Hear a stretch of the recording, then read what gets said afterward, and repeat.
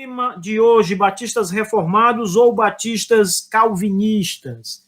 Bem, eu quero começar explicando a vocês, pessoal, que nós não estamos falando de dois grupos diferentes. Você fala de se o batista é calvinista ou se ele é reformado, e quer dizer que existe um grupo de batistas que são calvinistas, outro grupo diferente que são reformados. Não estamos falando disso. Não há uma diferença real aí. Nós estamos falando de que há uma diferença, mas não uma diferença que torne grupos distintos, que haja uma divisão e que uma nova ala batista, um novo grupo batista seja formado em detrimento do outro. Não é isso. São grupos de batistas reformados que têm uma posição ou que estão caminhando numa posição, alguns mais adiante, outros mais retraídos, com algumas diferenças. Eu quero começar essa explicação para vocês, lembrando a vocês que entre os batistas reformados do século XVII, tanto da primeira geração quanto da segunda geração, havia também algumas diferenças entre eles, e eles nem por causa dessas diferenças se viam como grupos distintos. Abraçavam-se, subscreviam a mesma confissão e eram batistas reformados, como nós somos com nossos outros irmãos que pensam diferente em algum ponto ou outro da nossa fé batista, da nossa fé bíblica.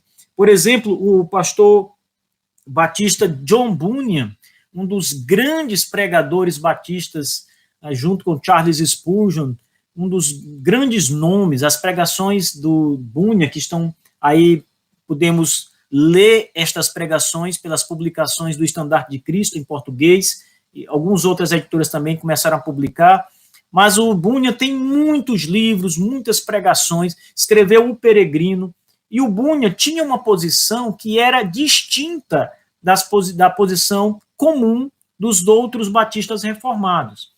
Então, o John Bunyan, por exemplo, ele abria a participação da ceia do Senhor para aqueles que eram batizados na infância. Era uma ceia aberta. Então, se a pessoa fosse membro da sua igreja, mas tivesse sido batizado ainda na infância, ela era recebida para participar da ceia do Senhor, sem a necessidade de ser batizada adulta, como os batistas fazem na sua esmagadora maioria. Claro que essa posição do John Bunyan não era a posição majoritária, pelo contrário, essa era a posição minoritária. Mas o que eu quero dizer com isso é que, ainda assim, John Bunyan está no grupo e nunca foi excluído do grupo dos batistas reformados, apesar das controvérsias, das disputas, dos climas que também aconteceram naquela época, ele permaneceu ali, como nós sabemos pela a história da Igreja Batista, isso nos apresenta. Mas, afinal de contas, pessoal, qual é a diferença que há entre batista calvinista e batista reformado? Primeiro, é importante também frisar que o termo reformado é um sinônimo para o termo calvinista. Um batista reformado necessariamente é um batista calvinista. Então, por aí vocês já estão observando que não há nenhuma discrepância maior nisso. Não existe um batista reformado que não seja calvinista, que seja, por exemplo, arminiano. Quando nós olhamos para o grupo chamado de batistas gerais, esse grupo de batistas gerais não era um grupo reformado, porque eles negavam um dos pilares da fé reformada, que é a soteriologia calvinista. Então, eles estão fora do grupo reformado. Eles são puritanos, como os outros batistas reformados também eram puritanos, porque o puritanismo ele engloba outros pontos, além da teologia, ele engloba outros pontos, outras coisas. Mas o calvinismo ele é essencial na teologia reformada. Então, não ser calvinista implica em não ser reformado. Então, se alguém chegar para você, por exemplo, anunciando que é um batista reformado, mas não for calvinista, você já sabe que essa pessoa não entende nem o que está falando. Ele não tem propriedade para falar sobre esse assunto, ele não tem conhecimento real do que é um batista reformado, do que é a teologia reformada como um todo. Então, vamos primeiro colocar o pingo nos is aqui. Todo batista reformado é um batista calvinista. Calvinismo, meus irmãos, a soteriologia calvinista, que é o que nós estamos nos referindo quando falamos de calvinista, não estamos falando do calvinismo como um sistema magno completo, estamos falando da soteriologia calvinista. E todo calvinista, ele vai defender os chamados 5 pontos do calvinismo: depravação total, eleição incondicional, expiação definida ou limitada, a graça irresistível. Todos esses pontos que estão ali na tulipe são defendidos por um batista calvinista. Todos os pontos, sem exceção de nenhum. A perseverança dos santos, etc. Todos os pontos são defendidos. Não se pode negar. Calvinista de 4 pontos, as pessoas gostam até de brincar, né? Calvinista de 3,5 pontos. Então, essas coisas não existem. Claro que isso não existe, porque o sistema calvinista é o sistema bíblico. E ele não tem contradição. Eles estão totalmente interligados. A coisa toda é intrincada. Se você negar um dos pontos da soteriologia calvinista, o sistema implode. O sistema é destruído completamente. Então, você precisa aceitar os 5 pontos se quiser ser coerente. Se você for uma pessoa incoerente, você pode ser um calvinista de 2 pontos, 3 pontos, 4, mas você já sabe, sua teologia não tem coerência, ela não bate, ela não vai fechar. Um calvinista é um calvinista de 5 pontos, pessoal. No mínimo isso, por favor. Nada menos do que os 5 pontos do calvinismo. Agora, já que eu sei que um batista calvinista é aquele que defende a soteriologia reformada, ou a soteriologia calvinista, qual é a diferença para o batista reformado? É que o batista reformado ele vai além dos 5 pontos do calvinismo. E muitos batistas calvinistas ficam apenas nos 5 pontos do calvinismo. Por exemplo, veja bem, nós falamos muitas vezes sobre a lei moral, a observação e o entendimento da validade, da continuidade da lei moral de Deus, que estão resumidas nos 10 mandamentos. O homem, entende o batista reformado, que o homem precisa obedecer à lei moral de Deus, que todos os mandamentos da lei moral de Deus estão em vigor hoje, estão válidos hoje, precisam ser obedecidos não para salvação, mas precisam ser obedecidos porque esse é o padrão que Deus exige de santidade do seu povo. Então o homem precisa observar os mandamentos, cumprir os mandamentos, não para viver por eles, mas para viver como Deus espera que o homem viva nesse mundo, em santidade de vida. E aí nós olhamos, por exemplo, para o 4º mandamento, que é o mandamento sobre a guarda do dia do Senhor. Aquele contexto em que a confissão de fé foi escrita, infelizmente, eu estou sem nenhuma confissão aqui próximo, eu ia mostrar para vocês aqui o contexto, o que diz. Mas bem, em linhas gerais, o que o 4º mandamento diz, o que a nossa confissão de fé, como a nossa confissão de fé batista, reformada, interpreta aquele mandamento, é que ele precisa ser cumprido hoje, rigorosamente como foi escrito na lei. Não se deve trabalhar naquele dia, a não ser trabalhos essenciais, não se deve usar o dia como prática recreativa, etc. O contexto, como eu estava falando, em que esse mandamento foi interpretado pelos batistas e foi escrito na confissão a sua interpretação, é o contexto puritano. Ali é a perfeita interpretação dos puritanos, de como se observar o dia do Senhor. E ali está a observação dos batistas. Então, quando eu olho para um batista reformado, eu preciso entender que um batista reformado entende a guarda do dia do Senhor daquela mesma forma em que a confissão de fé apresenta. Mas muitos batistas calvinistas do nosso tempo não entendem que o mandamento deva ser observado da mesma forma que os puritanos observaram.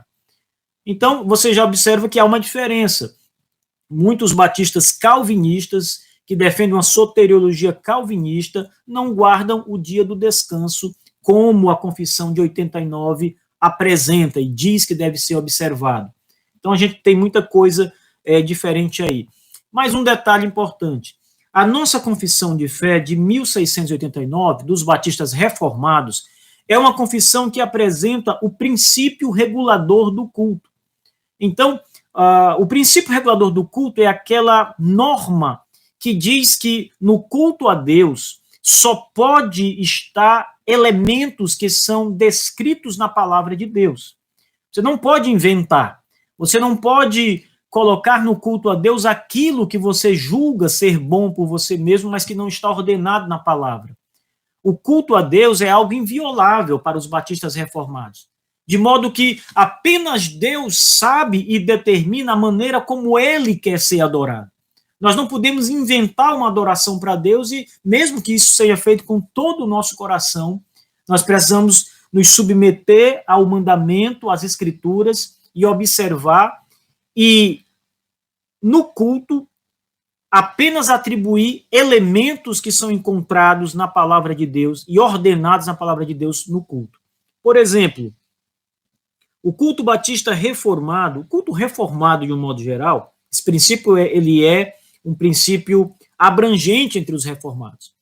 Mas o princípio regulador do culto apresenta que no culto a Deus deve haver leitura das Escrituras, exposição das Escrituras, oração, cânticos a Deus. Então, toda essa sequência de elementos que são ordenados na Bíblia precisam estar no culto. Veja, eles não podem ficar de fora. E também outras coisas que não estão ordenadas não podem ser acrescentadas. Não é à toa, meus irmãos, que muita gente vai dizer que o culto reformado é um culto sem vida, é um culto parado, é um culto morno ou frio, é um culto sem alegria, porque as pessoas que vêm de determinados movimentos, especialmente movimentos pentecostais, ou igrejas mais tradicionais que são mais animadinhas, elas vão entrar num culto reformado e vão achar que estão numa missa, né? Porque não vão conseguir entender que os elementos exigidos no culto os elementos que devem estar no culto, os elementos exigidos na Bíblia, são os elementos que devem estar no culto a Deus. Houve uma divergência aí entre Calvino e Lutero, porque Calvino, ele defendia a ideia de que aquilo que a Bíblia não proíbe pode entrar como elemento de culto. Então, só não vamos colocar no culto aquilo que está extremamente proibido na palavra de Deus.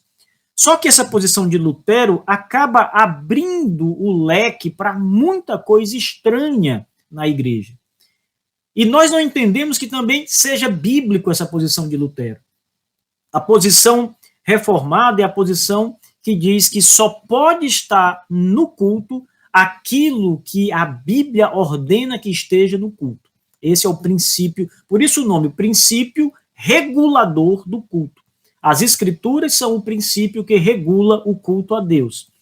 Bom, os batistas reformados, prestem bem atenção nisso, aplicam o princípio regulador do culto. Nossos pais do século XVII cultuavam exatamente dessa forma. Mas os batistas que são apenas calvinistas em sua soteriologia entendem que esse princípio não precisa ser observado hoje. Então, o culto tem liberdade, você pode cultuar a Deus com mais liberdade do que os nossos pais no século XVII. Então, nós estamos observando aqui que há uma série de diferenças entre um batista reformado ou, mais estritamente, confessional, olhando para a confissão de 1689, e um batista calvinista. Mas um terceiro elemento, e eu vou finalizar a instrução de hoje com apenas mais esse elemento, é exatamente a interpretação das Escrituras como um todo. Para os batistas reformados, a aliança de Deus é o elo de interpretação das Escrituras, porque Deus se relaciona com o seu povo por meio de alianças. A aliança de obras com Adão e a humanidade, e depois a aliança da graça com Cristo para beneficiar os eleitos de Deus. e toda a relação entre Deus e o homem é por meio das alianças. Então, um batista reformado, ele vai ser adepto da doutrina da aliança, o aliancismo batista 1689. Agora, um batista calvinista não necessariamente vai ser um aliancista, ele pode ter um outro sistema interpretativo. É muito comum os batistas defenderem, por exemplo, o dispensacionalismo, o sistema dispensacionalista. E aí os batistas não vão ser aliancistas, mas vão ser dispensacionalistas e vão ser calvinistas.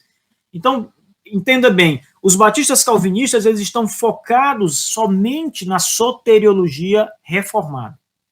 Eles estão olhando para a doutrina da salvação numa perspectiva puramente reformada, bíblica, correta.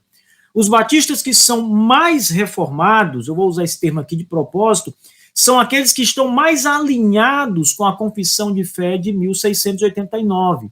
Tá? Mais uma vez, eu quero deixar claro aqui que não estou fazendo uma separação aqui, uma divisão entre um tipo de batista reformado e outro tipo. Não. Eu estou mostrando que diferenças que existem entre um batista que olha mais para a confissão de fé e usa na sua adoração o princípio regulador do culto, que observa o dia do Senhor, exatamente como está ordenado, apresentado na Bíblia e na confissão de fé de 1689. Por outro lado, estou mostrando que há batistas que são calvinistas apenas, estão ligados na soteriologia reformada, mas que esses outros pontos eles vão então deixando de observar, não guardam o dia do Senhor da mesma forma puritana, não são aderentes ao sistema aliancista dos batistas reformados. E talvez esse seja o ponto mais difícil de aceitar, o dispensacionalismo, porque ele entra em xeque com a confissão de fé de fato. Tá? Ainda que você não seja dispensacionalista, essa questão toda de observar alguns pontos, deixando outros de lado na confissão de fé, ela acaba sendo um pouco difícil de aceitar para muita gente, né? Então, a pessoa é um batista reformado, vai subscrever a confissão e deixa ali 5, 6 pontos de fora. Então, as coisas já vão começando, é um batista que vai começando a se tornar mais diferente em alguns pontos. Agora, isso tudo é um crescimento, isso tudo é um desenvolvimento. Então, as coisas acontecem assim. Os primeiros batistas do Brasil eram calvinistas apenas. Eram soteriologicamente reformados. Né? Então, foi assim que eles compreenderam, assim que os batistas nasceram no Brasil. Eram calvinistas, de fato, predestinacionistas. Mas aí, com o avançar dos estudos históricos e teológicos sobre os batistas, uma busca a teologia primitiva do grupo, que é apontada nas confissões de 1644 e de 1689, apontou que a reforma, a visão reformada, ela era maior do que a visão calvinista.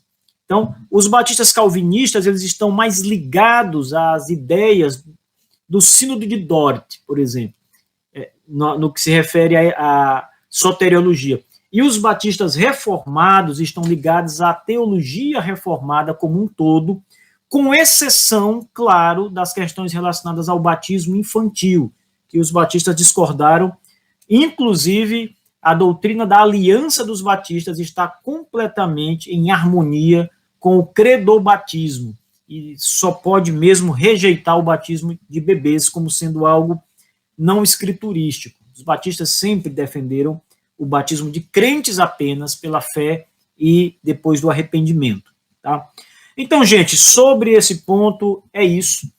Há uma diferença entre batistas calvinistas e batistas reformados. Os reformados estão mais ligados à confissão de fé de 1689. Os batistas calvinistas adotam a mesma soteriologia reformada, mas não estão dispostos a andar adiante nestes pontos que eu frisei e outros detalhes menores, bem menores mesmo. Bem, deixa aí o seu comentário, pessoal, deixa aí a sua participação, tá bom? se inscreva aqui no nosso programa, no nosso canal aqui no YouTube, deixe o seu like conosco, compartilhe o link, como eu falei no princípio, coloca esse link nos seus grupos de WhatsApp, lá no Telegram, manda isso adiante, pessoal. Isso é muito importante, que os nossos programas sejam, então, cheguem a mais pessoas. E também lembre, assinem o CHTB, torne-se um assinante, um aluno do nosso curso, tem acesso ao nosso material completo, tem acesso aos nossos cursos, adquire os nossos módulos separadamente, você tem aí a oportunidade rica de assinar o maior conteúdo do Brasil acerca dos batistas reformados, da sua história e da sua teologia. Acesse o nosso site, www.chtb.com.br, entra na nossa plataforma, veja os nossos artigos que estão ali, muitas reflexões bíblicas, artigos teológicos, ouça os nossos podcasts, temos programas de podcasts prontinhos ali esperando por você. Tudo isso é gratuito, pessoal, para que você tenha acesso aos artigos, podcasts, ao nosso boletim CHTB, você não precisa assinar o CHTB. Basta você entrar no nosso site, baixar o conteúdo, ouvir, tudo isso aí está disponível. Você só vai pagar para ter acesso ao conteúdo Prime, que são as nossas aulas do CHTB, aulas de História Batista, aulas de Teologia Batista. Aí você vai ter que ajudar o CHTB também.